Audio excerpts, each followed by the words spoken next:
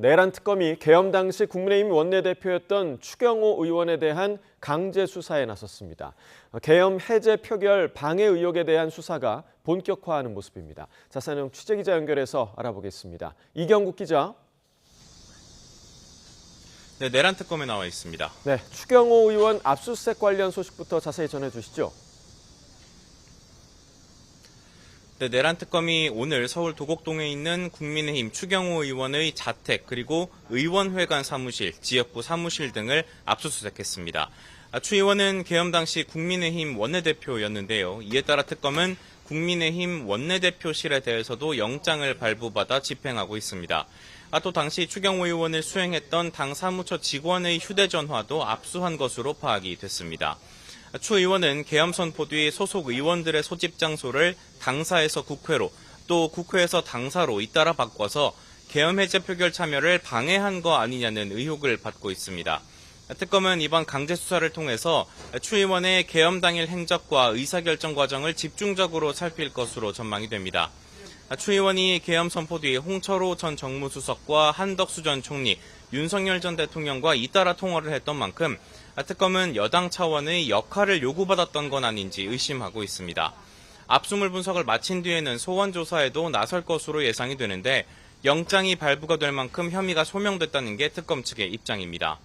이와 함께 특검은 국민의힘 조지현 의원실에 대해서도 압수수색을 시도할 예정입니다. 조 의원은 계엄 당일 국회 본회의장이 아닌 국민의힘 원내대표실에 모여있던 의원 가운데 한 명입니다. 네, 또 특검은 계엄 당시 국무회의에 참석했던 인물들에 대한 수사도 이어갈 방침이죠. 맞습니다. 특검은 계엄 당일 가장 먼저 대통령실에 모였던 인물들에 주목하고 있습니다. 이미 한덕수 전 총리, 이상민 전 행안부 장관, 김용현 전 장관 등은 재판에 넘겨진 상태고요. 계엄 선포 뒤에 합동수사본부 검사 파견 검토 그리고 교정본부 수용 여력 확인 등을 지시했던 박성재 전 법무부 장관에 대한 수사가 본격화할 것으로 예상됩니다. 또 국무위원은 아니지만 당시 회의에 먼저 참석했던 조태용 전 국정원장에 대한 수사에도 속도가 붙을 것으로 보입니다. 특검은 조 전 원장이 비상계엄이 선포될 거란 것을 미리 알고도 관련 내용을 국회에 보고하지 않은 것은 아닌지 살필 것으로 예상됩니다. 최상병 특검 수사 상황도 짚어주시죠. 네, 최상병 특검은 오늘 낮 1시 반부터 박진 전 국가인권위원회 사무총장을 참고인 신분으로 불러서 조사합니다.